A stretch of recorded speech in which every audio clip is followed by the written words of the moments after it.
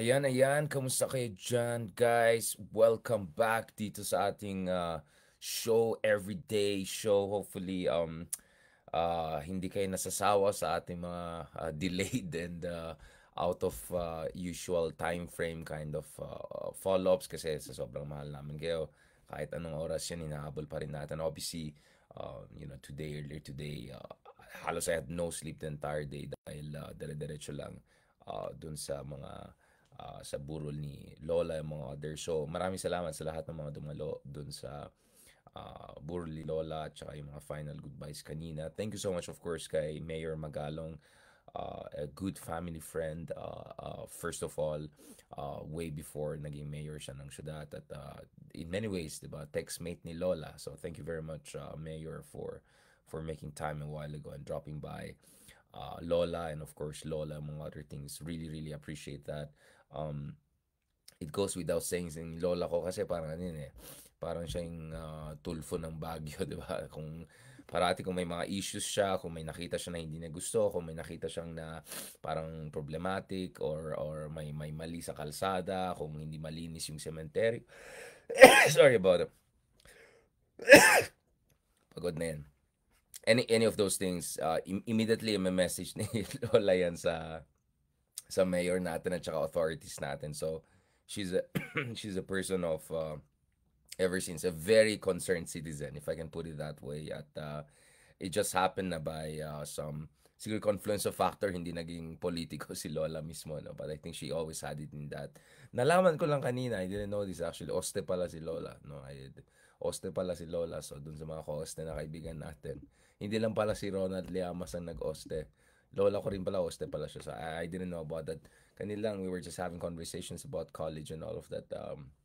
Biglang nalaman ko UST rin pala yung lola ko. In that ko rin, UST din siyang architecture initially before nag-shift siya sa medical courses. So yung pala, lola ko, daddy ko, lahat sila may UST connections. So hindi lang pala Edu Manzanas, hindi lang pala, no? So malapit pala sa puso natin ng UST. Among other things, so, sa mga ka-hoste natin, good evening, good day. So yung kanina, let me again say thank you so much to Mayor. As I always said, any expression of thoughtful commiseration among other things, na appreciate po natin yan. And a lot of you have been sending those commiserations right and left. Sa dami nag-message, apologies if I've not been able to get back. Marami pa nag-message sa akin na hindi natin um, I don't know kung followers sila directly or hindi, nakapunta sa archives.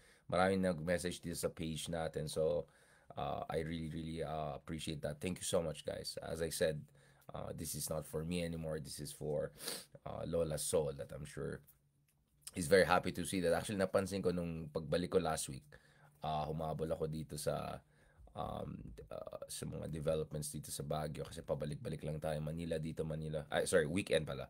Humabol tayo ng weekend. Nakita ko yung may flower dedication from Senator Gatchalian. Tapos katabi niya, Senator Riza Hontiveros. So napatawa ako. Sabi ko, ay, ang kulang na lang, dalhin natin si Alice ko dito para ma-investiga na natin, di ba?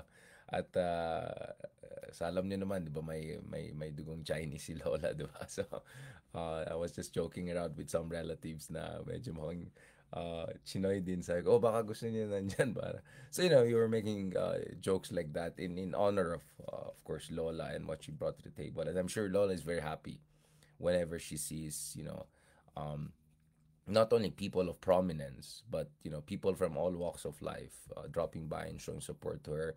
As you know, talagang, syempre, yung family din namin kasi born again, Catholic, lahat. So, we had to go to the Catholic Church and say our final goodbyes. Andun din yung mga pastor na kasama natin na born again din.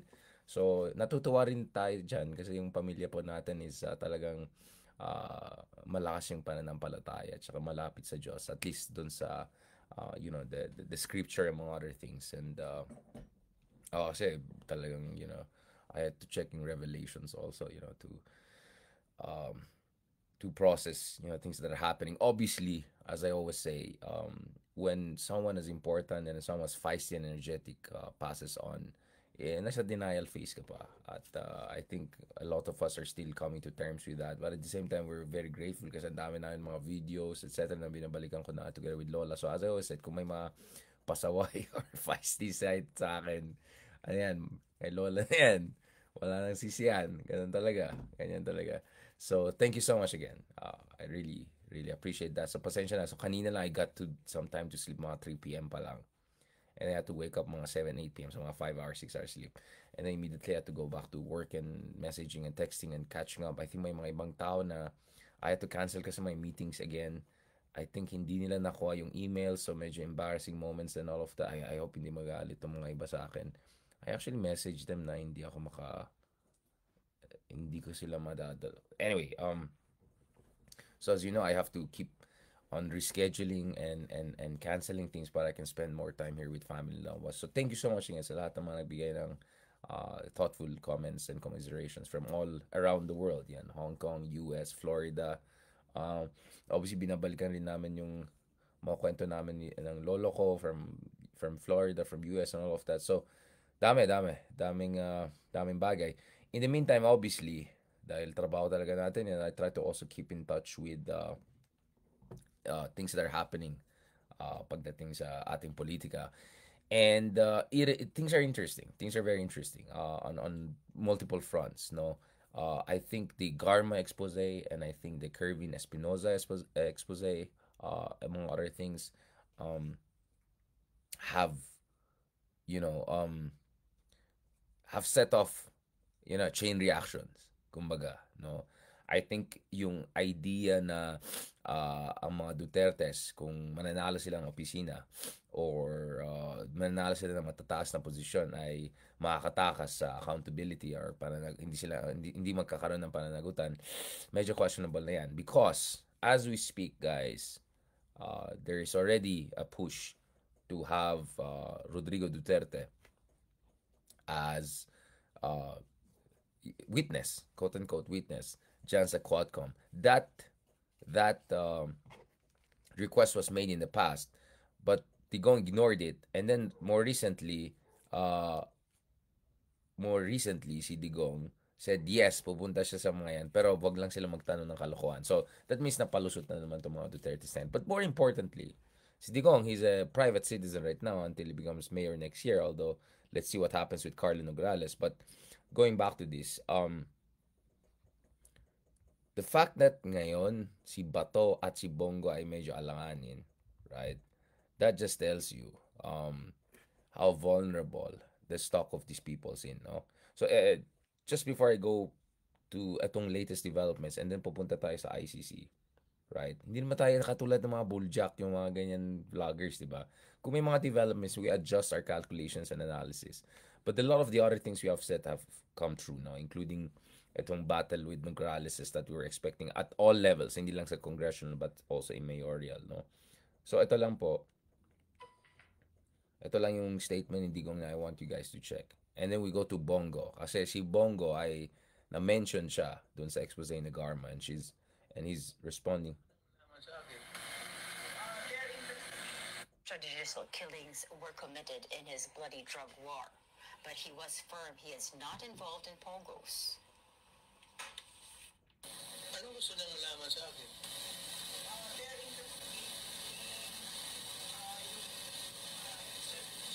Ako, totoo yan.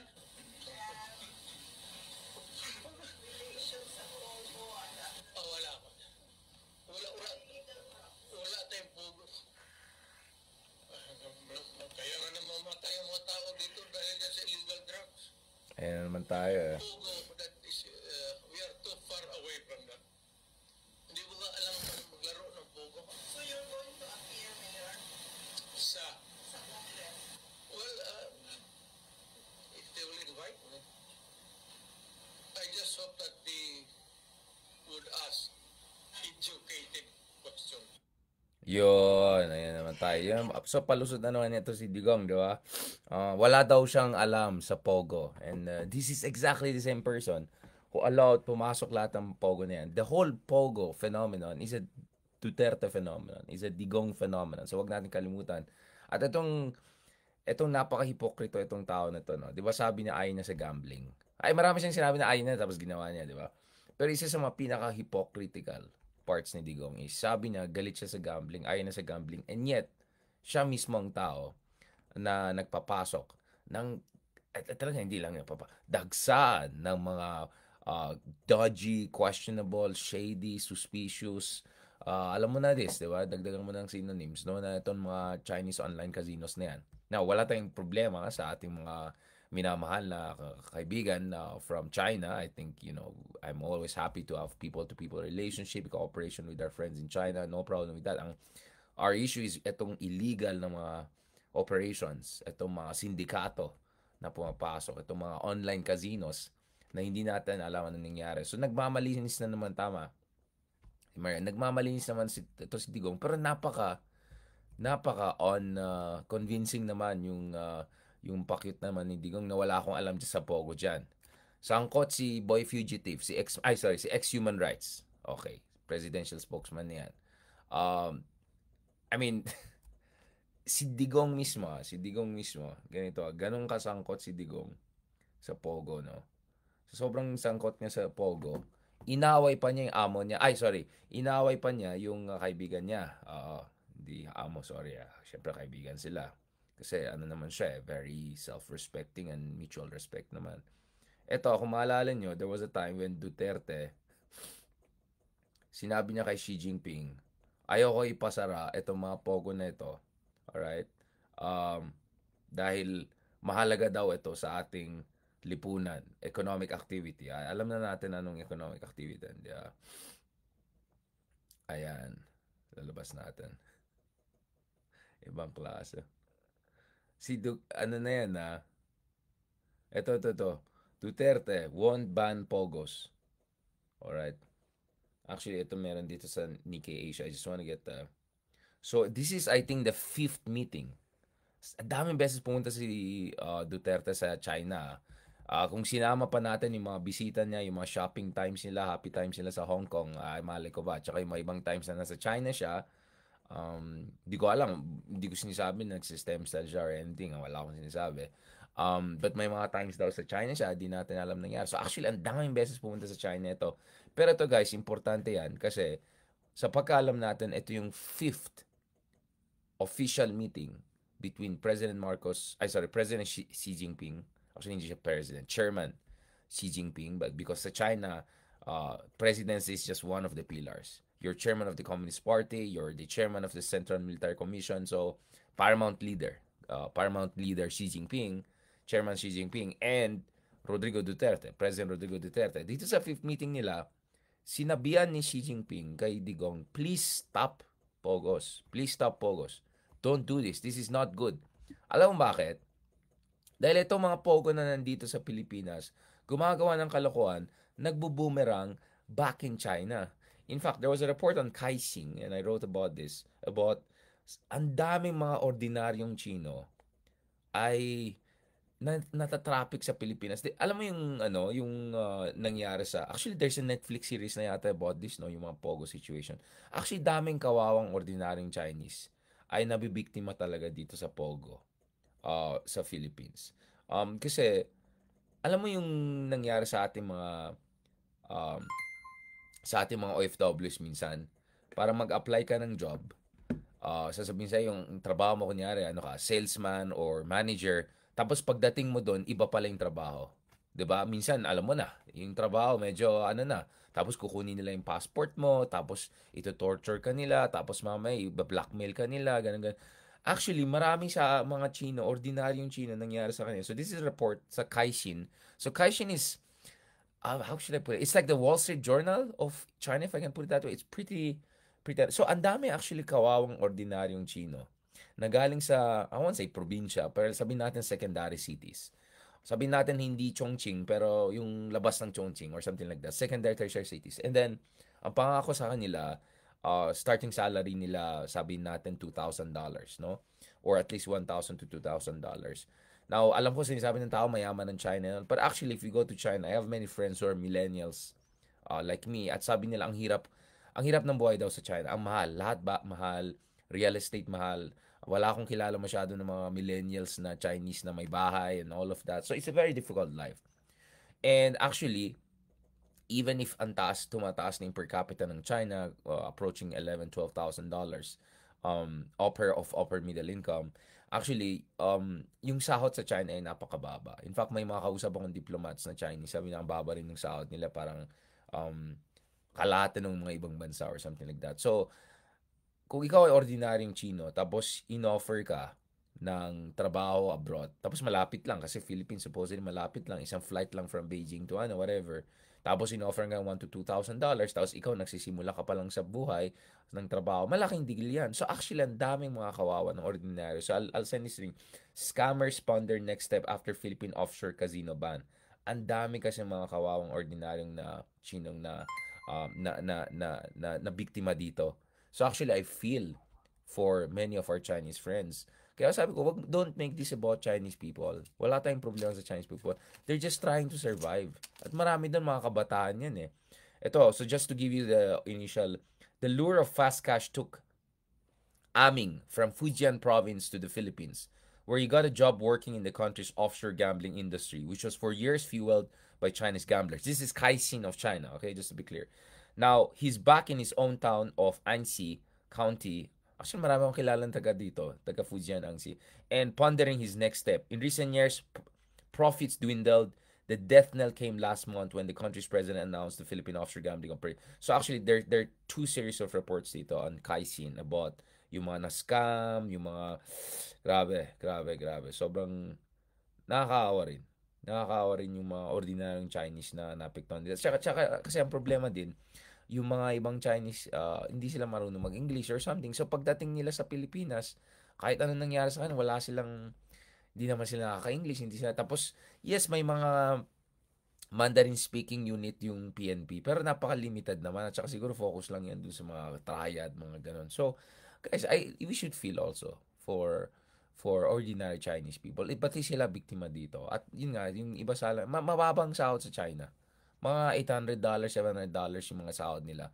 Again, siguro para sa atin sa Pilipinas, that's not too bad. But actually, yung cost of living ay napakataas sa malalaking syudad. Shanghai, Beijing, Tianjin, ganun. Even in secondary cities, no?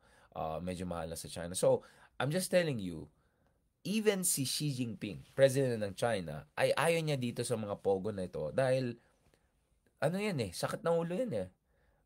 Ano yan eh, bad news sa kanila yan eh. Because, dalawang problema na. One, actually tatlong problema. One, pumapasok itong mga ordinaryong Chino, tapos alam niyo naman sa China, one-child policy.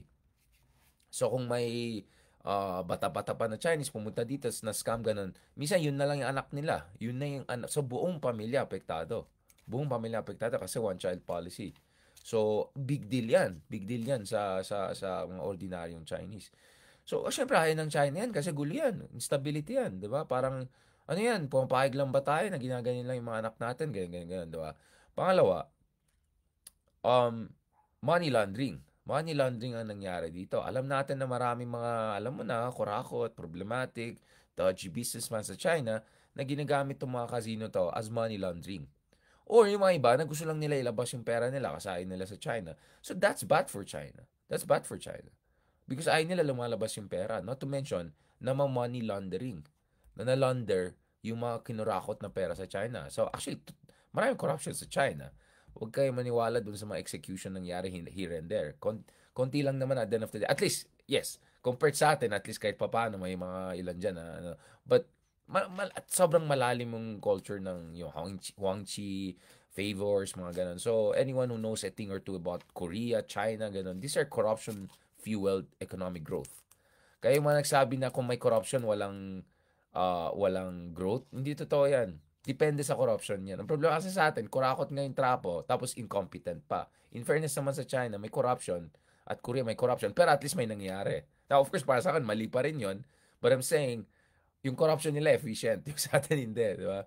So, actually, that's a term in economics, efficient corruption, right? There's something that, or access corruption. Yuan, some of the Chinese scholars have been putting it. So, there's a whole scholarship on that. But, of course, corruption is bad. I'm just saying in terms of economic impact. But going back to this, So pangalawa, ang concern ni Xi Jinping is, bakit ganun yung pogo nyo, nadadamay itong mga ordinaryong tao sa atin, nadadamay itong mga kabataan na Chino, yung mga Chino na naghahanap ng magandang sweldo. Kasi, pag in-offer sila magtrabaho sa Pilipinas, guys, hindi lang kasama yung sahod na sabihin natin $1,200. Kasama din yung lodging, ganun. So sabihin nila, come to Philippines, paradise, ganun. Siyempre may mga picture sila ng, I don't know, yung mga casino dyan sa Manila Bay, I don't know ba. Siyempre, yung mga ordinary Chinese na never nakalabas ng China or hindi nila kilalang Pilipinas, mas makita nila mga to, tapos sahod mo, $1,200, sabi nga 60,000 pesos, big deal yan, big deal yan. Tapos kasama yung lodging mo, di ba? Usually, mga pogo may sariling compound. So, siyempre, kung ganito, I may disagree with Xi Jinping and all on many issues, but I think he's a patriot. I think he cares for his country. We may not agree with the way he cares, but he cares for his people. At least yung mga Chinese leader ay may leadership. Diba? I don't agree with them. I'm very critical of how they run their country or how they deal with us. But yun. At pangalawa, yung money laundering. Hundreds of billions of dollars every year gets out of China with money laundering. Obviously, yung isa is Macau. Pero the thing kasi with Macau is, special administrative region yan, SAR.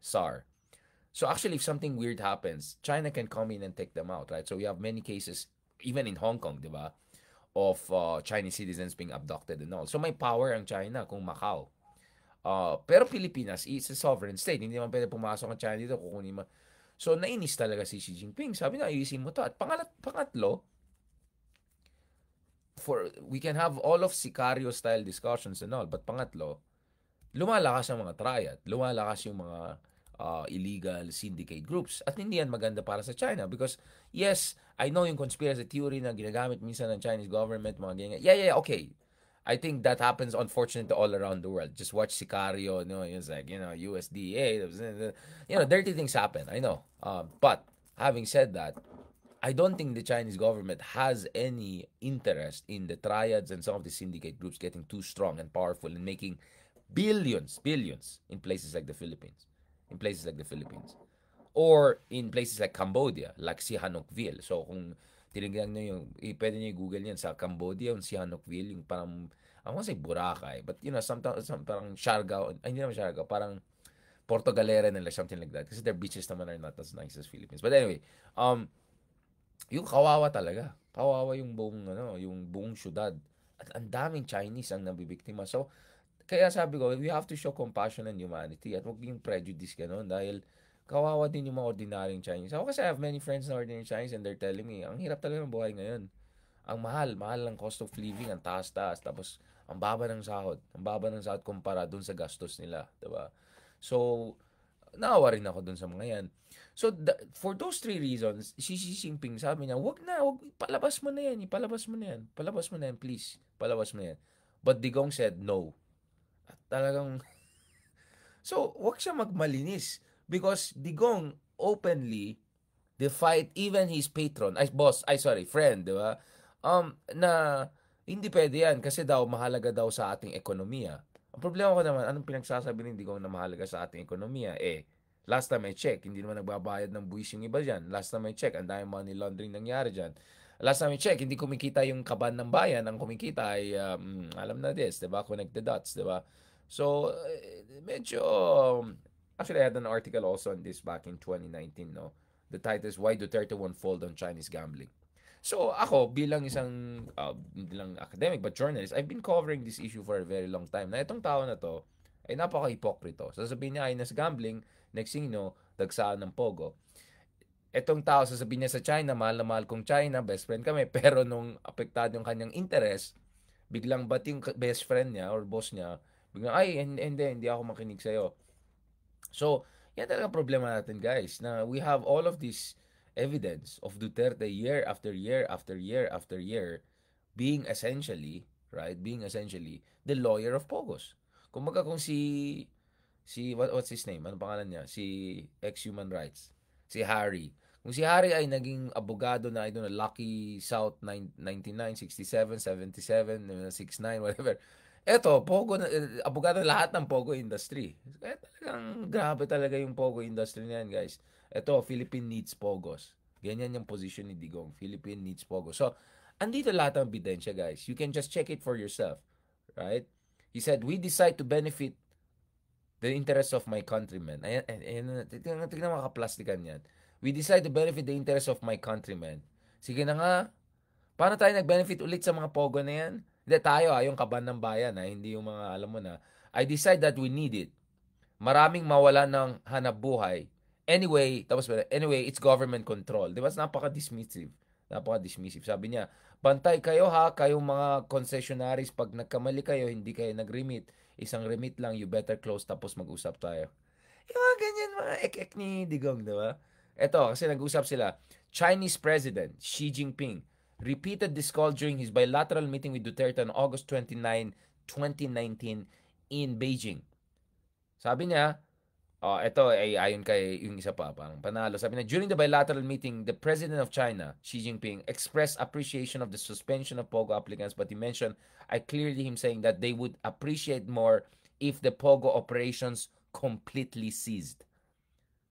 Because ayon kay President Xi Jinping, gambling is illegal in China and most of the players there are Chinese nationals, and also crimes are being committed with respect to that money laundering. This is openly being said. This is openly being said, no, by Duterte's own spokesman. By Duterte's own spokesman. Hindi ko alam kay Harry, pero yung isang spokesman niya, yung SMNI analyst. So, this is ganong ka-scammy, ganong ka-problematic yung situation ni Digong, di ba? So, kung magmamaganda siya ngayon na wala akong kinalaman sa POGO and all, maniwala, bahala kayo dyan. Bahala kayo dyan. So, I think the Quad talaga has to go after President Duterte. Not only on the Garma expose, yung Duterte drug killing, but they have to also focus on yung kanyang involvement sa POGO, and pangatlo, kaya nga Quadcom, actually apat dapat kasama din dyan yung investigasyon ng mga deals ni Digong at saka China nung panahon na sa puwersa siya. Kasi Duterte, grabe. Dodgy deal with China. Dodgy deal with Chinese online casinos and potentially sindikatos na kalaban ng gobyerno ng China. I mean, this guy is all over the place. El terrible. I mean, que horror. So, I'm just saying, guys, kailangan talaga Quadcom ito si Digong na yan. Now, hindi ko na alam kung anong drama niya. Mamaya lalabas na naman ng neck brace. Mamaya magka-cane ka na naman. Tapos magda-drama-drama na naman. Ayan na naman yung mga palusot style nila, diba? Tapos nung okay na naman, stem cell na, ganda-ganda. Parang si Tita Arroyo. Diba? Alright. Okay. Now, it's not only Duterte who is in hot waters. Senator Bongo right now ay medyo alanganin na rin. Bakit kamo? Dahil dito sa expose ni Garma. Because dito sa expose ni Garma talaga, minention talaga sino mga personalidad, sino mga malalaking tao na sangkot doon sa mga pinaka-controversial ng mga operations ng Duterte administration. At dito ako natatawa, 'di ba? Kasi nung isang araw, ang drama ni Batoys, uy, ba't kayo maniwala dyan sa drug lord, ganyan. Ako, senador nga ako Ako, PNP chief pa ako, senador ako ganyan. Tapos, parang, wait lang, di ba ikaw rin mismo ang kasama ni Kevin Espinosa nung nagbigay siya ng kunyaring testimonya. I mean, like, talagang these guys have no sense of shame or talagang baka may kulang talaga. So kaya nga nilabas ko to, tingnan mo, this is Kevin Espinosa, this is Bato, katabing-katabi niya. Tingnan mo, nakatingin pa sa notes niya, yan o. Na driver bodyguard ni Ma'am Laila de Lima. Tingnan mo si Bato, nakatingin pang gano'n, tingnan mo. O sige lang, may notes pa. Sige, labas mo yung kodigo. Si Sir Joby nito, ano ba yung... Para obvious na. Ano ba yung Maganda. Tingnan nga, guys. Sorry. Paano mo masabi na hindi under duress yan? Yan ang questionable witness. Under duress yan, nakabantay sa kanya, katabi niya.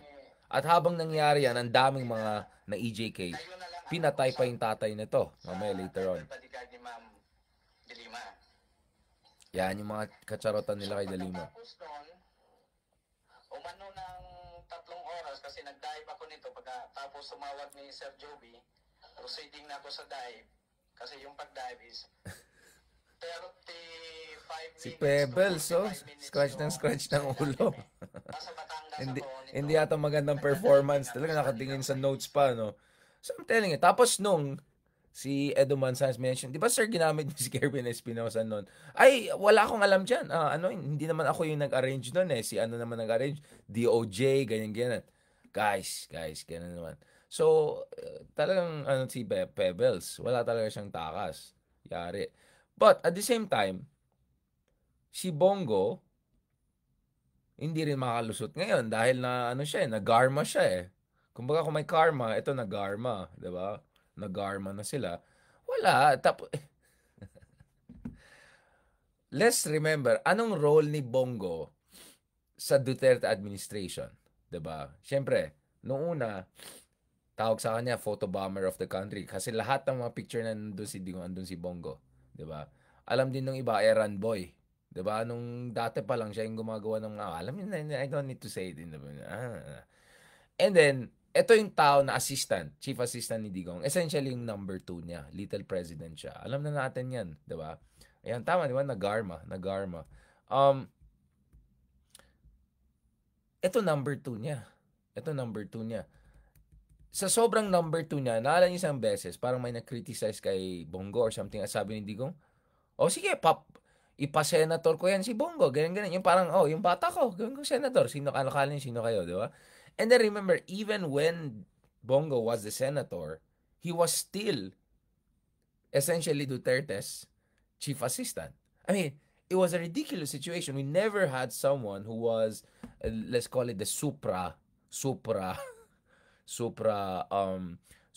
liaison, if I can put that term. We never had that point. Diba?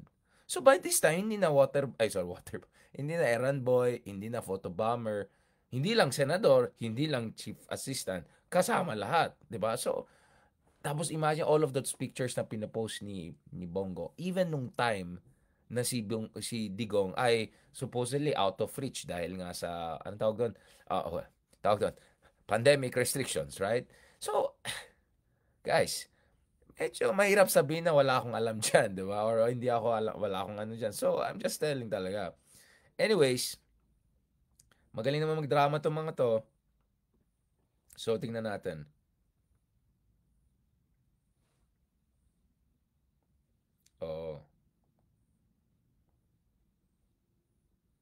I just have to, sorry guys. Okay. Ito guys. So, kanina, kasi pinapa-quadcom na si Bongo eh. Pinapa-quadcom siya ng Bongo. And that's quite unprecedented. Actually, hindi. Hindi na siya unprecedented because naalala mo si Leila de Lima. Kaya nga sabi ko, nag-garma talaga itong mga to. Nag-garma talaga sila eh. Alam mo dati na kahit senador si Leila de Lima, pinapababa siya sa Kongreso para bastusin siya sa Kongreso. At yung kaso ni Leila de Lima, grabe. Grabe yung mga kawalang-yan ng ginawa ni Harry at saka yung mga ibang mga enablers. Kaya sabi ko, guys, you remember the enablers to. Wag natin hayaan na magmamalinis yung mga ibang politiko ngayon. Wag natin kalimutan, either silent yung mga ibang walang hiya doon dati, o sabi na wag na lang. Or actually nagka-clap at palakpakan pa sila kay Digong, or directly tumutulong pa sila. Speaking of hanap buhay. Di ba sabi ni bagong attorney na si Guitarra Boy na kailangan daw natin ng international treaties para pagandahin yung film industry natin. Ayan, di ba sabi niya, hindi kailangan ng film industry kasi hanap buhay. Anong sinabi nila or anong ginawa nila? Or actually, anong boto nung iba doon? Yung ibang congressman noon. Hindi ko sinasabi si Marcoleta. Nung tinanggalan ng franchise ng ABS-CBN, ang daming ordinaryong tao na wala ng trabaho. Daming ordinaryo tao. Yung mga malalaking artista, I always said, Vice Ganda, mga others, hindi naman nawalan ng trabaho ngayon eh. Tingin mas malaki pa siya ngayon sa GMA. Pero yung mga ordinary, yung mga accountants, yung mga officers, yung mga artista na hindi malaki-laki pa, lahat sila apektado, kawawang sila. So talagang hypocrisy talaga. Hypocrisy at the highest levels. So we have to call it out, guys. We shouldn't allow we should not allow a gallery of rogues to just get away with nonsense. All right, just mumbo jumboing their way. We have to call it out. We have to call it. I'm going back to this. Di ba pumoto rin si Camille Villar doon, ating millennial, sipag at tiyaga. Isa sa mga sipag at tiyaga ni Camille Villar ay bumoto yata. Anong boto niya doon sa ABS-CBN franchise? Wala akong sinasabi, I'm just saying. Anyway, going back to this, si Bongo ngayon, he's feeling the heat. He's feeling the heat. I think Bongo is more nervous than ever. Just to tell you, the thing with Bongo is, pansin nyo, ang bait-bait niya nung tumakbo siya for COC, halos wala siyang criticism kay BBM, wala siyang minention sa witch hunt, wala siyang minention na kinakawawa si Sarah, wala siyang sinasabi na wala siyang sinasabi na tambaloslos ang Kongreso, ganun. In fact, so interesting that at some point, si Baste Duterte, di ba, na-criticize na yata si Bongo noon. Ano ulit? I'm trying to find that. Ayan, yun. Eto guys, wala akong sinasabi. This is coming from them. Alright, this is coming from them. Okay, ito eto, yung inaway ni Baste, si Bongo. Kasi nga, biglang, mabait walang sinasabi. Ay nako, digong. Ito yung sinabi ni Baste Ito yung sinabi ni Baste. Okay, actually this is very interesting.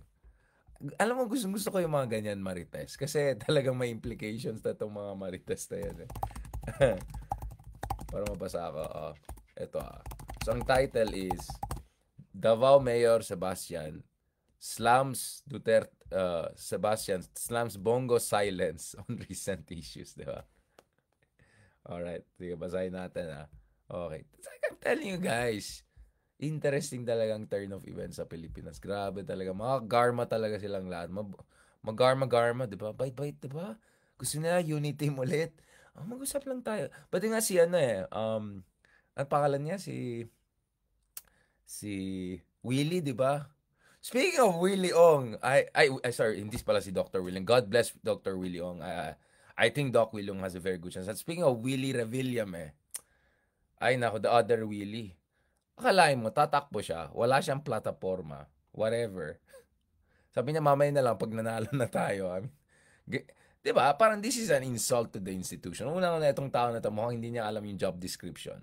Alright, ng anong senador. Tapos mamaya, pero, may time si kuya mag-exercise. Diba? At yung nagtitrain sa kanya, yung nagtitrain kay Kaloy. Yan, talaga yeah. So this is, si Doc Willie, God bless him. Fingers crossed he'll get well soon. And yes, I think it's time. We need doctors also in the highest offices and all of that. Now, ito balikan natin ito. Interesting ito, yung hidwaan. Actually, napansin ko lang, si Edu Manzanas lang nag-emphasize ito dun sa mga ibang analyst na nakausap natin. I think this slipped through the hands of a lot of people. Hindi binigyan ng sapat na attention. This was very important. It was very, very important development. So, Davao Mayor Sebastian Baste actually slammed Christopher Bongo for supposed silence on recent issues dun sa isang speech niya. So, mga Bisaya friends natin, please don't get mad at me. Ikaw, Bongo, kumpare kita. Pero kung alam ko lang pala, hindi, Tagalog pala to. Ito, ikaw, Bongo, kumpare kita. Pero kung alam ko lang pala na magkakaganito, yung mga nagboto, kaming mga Dabuenyo, nagboto kami sa iyo, Bong. Kung alam ko lang na ganito lang pala yung gagawin mo, sana hindi na lang. Diba? Yun yung sinabi niya sa hakbang ng Maisug, rally sa Pampanga. Ito, syempre ang context ko kasi nito is, pansin nyo, si Bato lang yung maingay actually, interesting, mas maingay ano pangalan niya? Si Urge. Ang pinakamaingay na DDS actually ay si Robin Hood Padilla, which is very interesting dahil wala naman siyang direct stake. Hindi naman siya relevant sa issue na yan. Ayan, si Coach Hazel. Di ba? Bukas na natin pag-usapan yung mga ganyan. Parang may pagka-digong-digong. Talagang kailangan niya talaga ng Olympic level coach, no? Di ba? Parang kailangan ng may commitment daw siya. Talagang, these people. These people. But going back to this, ito kasi yung konteksto, di ba? Ang dami mga away. Inaway si Kibuloy, inaway si Sara. Tahimik lang, di ba? Si Baste, compared Go to Senator Riza Hontiveros. Sabi niya, who the mayor said was consistent about her stance. Sabi niya, buti pa nga si Riza Hontiveros. Sabi niya, basta buti pa si buti pa si Riza Hontiveros, consistent siya kahit against siya sa atin. Ikaw, ganon, di ba? Ito yung sinabi ni Bastea. Pero unfortunately for us, mas napapali pa ako kay nitong Riza Hontiveros kaysa kay Bongo. Actually, okay to si Bastea. I like this yung mga patama niya.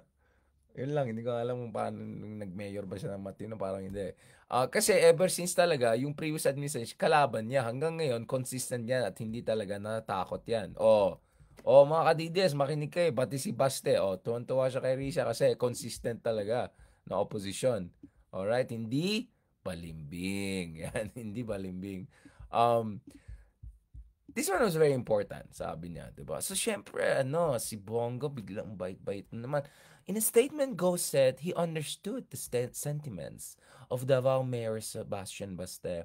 But for now, he's prioritizing public service. Yan na naman tayo. Talagang sipag at tiyaga. Kung magasabi na, my family, may sipag at tiyaga. Sabi ni Bongo, as they say, there's always a time for everything. Ayan, time for peace, time for love. Kaya pagsaserbisyo ang inuuna ko sa ngayon. Ako ay patuloy na nagsaserbisyo dahil ito ang aking mandato at natutunan mismo kay dating Pangulong Duterte. Of course, Basta was very clear na the reason why naging senador ka ay hindi dahil sa kagalingan mo. Sino ka ba? Honestly, sino ka ba without Digong? At sino ka ba if Digong didn't become the president? At sino ka ba if Duterte did not support it through and through? Yun yung point ni Baste. Huwag mong kalimutan bakit ka nandyan to begin with. Pero ito safe naman. Nag-post pa siya. Tapos ito pa, bigla nag-post ng picture with former president. Sabi na, tulad ng payo ni President Duterte sa aking mula noon hanggang ngayon, gawin ang tama, gampanan ang tungkulin sa bayan, at unahin ang interest ng mga Filipino. Thank you very much. Candidate number. I mean, talagang ganyan lang level, di ba? Guys, ganyan lang ang level talaga ng mga natin. So, pati si Bas din, napikon dito. So, I'm just telling you guys, what's happening here. I'm giving you the lay of the land, how things are moving. Na mga Dutertes ay medyo parang, saan ka na Bongo ngayon? Pero ngayon, wala nang takas wala nang takas. Kasi nag-arma na ngayon. So, kailangan na recalibrate. Kailangan na mag-recalibrate. So, speaking of recalibration, kanina, si Bongo, at ito yung interesting remember when si Bato tinanong, ipapahiring mo ba si what's his name? Si Kervin Espinosa para magkakaalaman na. Sabi niya, wag na. Kasi sabi ni Bato, kasi magiging self-interest yan. But Bongo seems to have an interesting different take. Sabi niya yung Bongo, actually bukas siya Pangulong Duterte. Na mag-Senate hearing. Lahat. Alam mo, ngayon ko lang narinig ang boses ng tao to. All those years, di ko alam how he even sounds. Ang alam ko lang, parating lang nandun lang nagpo-photobomb kay Digong. Lahat ng SONA 2016 up to 2021, 6 na SONA. Tuwing binabanggit ni dating Pangulong Duterte ang war on drugs, nagpapalakpakan po ang lahat. Standing ovation po. Actually, tama siya. Actually, yun yung sinasabi ko, enablers May point siya. Actually, may point siya. Nagmamalinis yung mga ibang tao ngayon. Tapos ngayon, biglang galit na kay Digong. But of course, sasabihin ng mga trapo, ay hindi kasi namin alam yun and we were totally innocent. We had no idea horrible things were happening. We trusted in you. We thought you were a great guy. Ganyan. But anyways, napipikon. Ang Kongreso at ang Senado. Dahil ramdam nila na may pagbabago po at tinupad ni dating Pangulong Duterte ang kanyang pinangako noon. Standing ovation. Tapos bakit ngayon? Sinisisi siya. Bakit ngayon? Mag-isa na lang siya. Di ba kayo nakinabang? Di ba nakinabang ang mga kababayan nating Pilipino? Yung mga anak natin na hindi nasasaktan. Di ba importante sa atin ang buhay Oo nga ng ating mga anak. Oo nga eh, buhay ng mga anak ng nung namatayan ng EJK. Oo nga, yung actually maraming bata rin namatay, di ba? Na nadamay doon sa mga bara-bara na drug war. Bakit hindi sila yung pinag-usapan natin, ha? Ayan tayo. Ng ating mga pamilya. Nakinabang kayo ah. Nakinabang po ang Pilipino. Na? Na? Tinaya niya po ang kanyang buhay dito. Ay, paano niya tinayang buhay niya? Eh, parati siyang wala. Parati siyang nagbabakasyon kung saan-saan si Digong. But anyways, drama.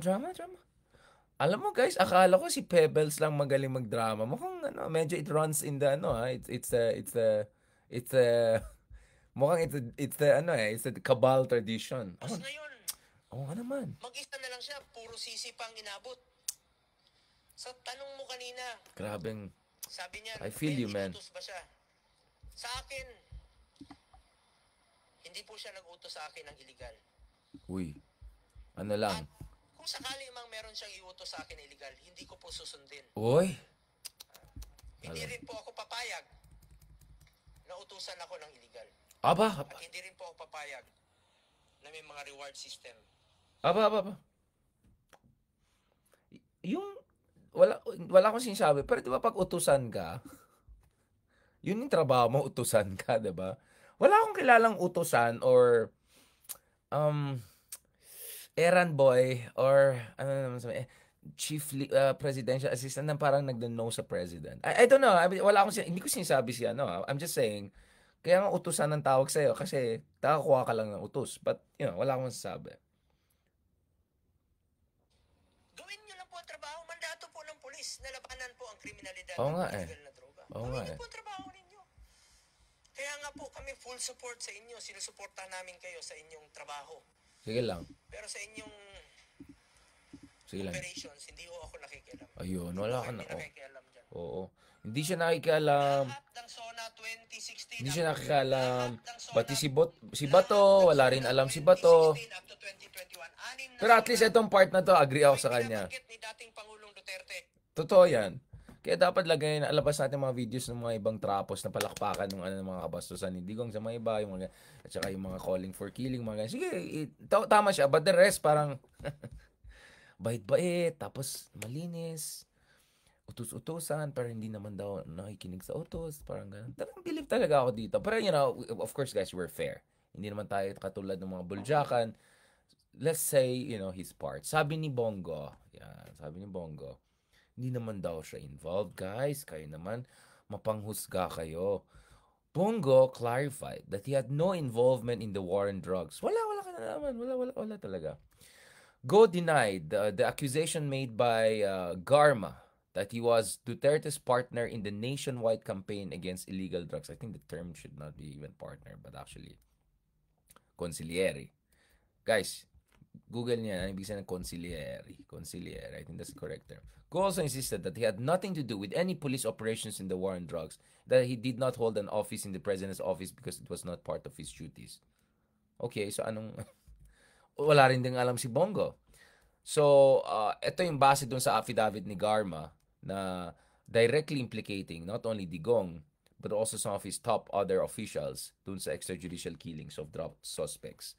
In her affidavit submitted to House Quad Committee last week, Garma provides new insight into the internal workings of the Duterte administration controversial war. Garma revealed significant information involving Digong and his longtime aide. Alam niyo na, sabi lang sa, ano ibig sabihin ng aide? A-I-D-E, hindi yung walang E, yung may E. Sa Tagalog, alam niyo na ibig sabihin yan. Si Bongo regarding their roles in overseeing coordinating anti-drug operations. Garma detailed a 2016 meeting where Duterte instructed her to help find a PNP officer to lead the National Anti-Drug Task Force, replicating yung so-called Davao model. So, I mean, all of this is out. Now, what makes this interesting is, now suddenly Bongo is interested in also, tama, very demure, very mindful. Yan ang ganun. Very demure talaga to si Sir. Now, si Bongo naman, gusto niya bigla mag-hearing sa Senate. So, Senator, para na yung Senator. Maghanap din ako ng Duterte ko para makikiano ride lang ako. Magfo-photobomb lang ako tapos tatakbo ako. Ganyan. I'm being sarcastic by the way. Baka ano. Pero pwede pala maging senador na makiano ka lang. Tututusan ka lang ng isang sikat na tao. Tapos pag nagpresidente, paano ka na. Pwede naman yung senador. Sige. Pero sabi niya, he's mulling filing a resolution to kickstart a Senate investigation on Duterte's drug war. Sabi ni Go, he's very much willing to initiate a parallel probe. I mean, that would be crazy. Imagine the Quadcom is investigating what's happening when it comes what happened during time of Digong, and then yung mga tao na sangkot base doon sa mga ebidensya na na nilalabas sa Quadcom, gagawa sila ng sarili nilang parallel hearing tas i-bash nila yung hearing sa baba. That would be crazy. That would be a clown show. That would be a really clown show. That would be crazy clown show. Sabi ni Bongo, kung kakailanganin po para magkaroon, kung kakailangan po para magkaroon tayo ng parallel investigation dito sa Senado para malaman po natin ang katotohanan, sige, para magkakaalaman na tayo, para malaman natin kung ano lang yung totoo at ano po ang naidulot nito sa ating mga kababayan. So alam na natin ang mangyayari dyan. Kung magkakaroon ng hearing, ang sasabihin dyan is napakagaling ni Digong, ang daming natulungan. So essentially, relitigate the whole case for Digong based on all questionable claims and all.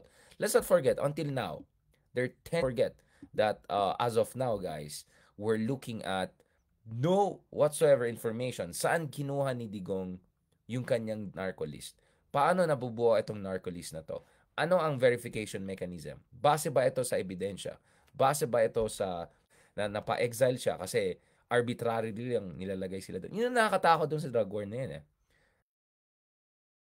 Fake siyang drug war. Nasaan sila Peter? Fake siyang drug war dahil hindi natin alam anong basehan nila na pumili ng sinong titir. Ayan, sabi ni John Claire na DDS, bayaran daw si Garma. Ayan talaga. Sabi, alam mo, ang tawag dyan mga ka-DDS, projection. Kung tingin niya lahat bayaran, pag binubuking na kayo, ang tawag po dyan, projection. Wala akong sinasabi Sinasabi ko lang, may teorya dyan sa psychology na projection. Na kung lahat ng kritik sa isang bayaran, yun lang. So, it's gonna be a clown show. It's gonna be House versus Senate. So, I hope yung mga leadership ng, as you can see, medyo lobat na rin ako. As you can see, yung leadership ng, I hope the leadership in Senate, si Boy Kilay. Tuwan-tuwa ako dun sa mga yung mga memes ni Boy Kilay. Yung, diba galit na galit sa holiday. Ayoko ng daming vacations, tapos also me. Tapos nakaganon. Tapos inaayos yung kilay, pinapalakas. Hindi ko sinasabi dahil maganda yung kilay natin na natural. By the way, this is completely natural. Si Boy Kilay, tingnan natin. Sana ayusin nila yan kasi last thing you want is sobrang gulo na ewan na mangyari dyan sa Senate versus Congress. But alam natin guys, if it comes down to it, that Bongo will have his own hearing on drug war, and then Quadcom will continue its hearing and all of that, alam na natin sino paniwalaan natin dito. Alright. So mukhang nag-garma talaga yung iba dyan at nagsiscramble sila to get back. On that note, thank you very much. Maraming salamat. Balikan natin yung ICC issue tomorrow a little bit more in detail. And then I'll talk a little bit about Duterte. Check out also my column tomorrow. Simple lang. Duterte, the worst president ever? Yeah. Thank you very much. God bless. And talk to you soon. Salamat also. Thank you very much again sa lahat ng mga